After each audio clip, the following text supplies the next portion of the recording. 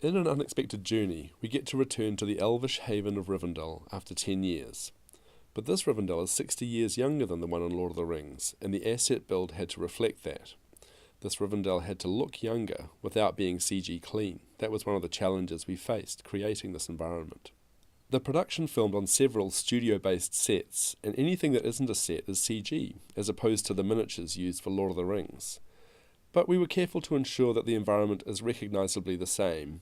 In fact, one of the lead texture artists working on the environment had helped paint the miniature Rivendell for Lord of the Rings. Rivendell has to look serene and beautiful, a place that Bilbo will want to return to later in his life. Our Rivendell is a beautifully textured and rendered combination of CG buildings and walkways, digital trees, foliage, cliffs, water and waterfall simulations, combined with 2.5D digital map paintings. We spent a lot of time working on the details of the environment, the distinctive pattern of the roof tiles, the designer's stonework inlaid into a bridge, the way the late afternoon sun reflects off metal detailing in the architecture.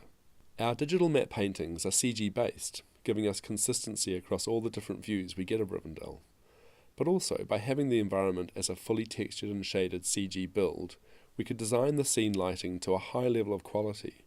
So, where two late afternoon shots are 20 minutes apart, we can reflect that time change and subtle changes in the lighting.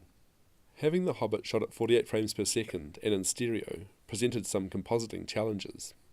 We had to be very accurate with our green screen keying, rotoscoping and paintwork, having not one image per frame but two for stereo, and being able to resolve much more detail with double the typical frame rate.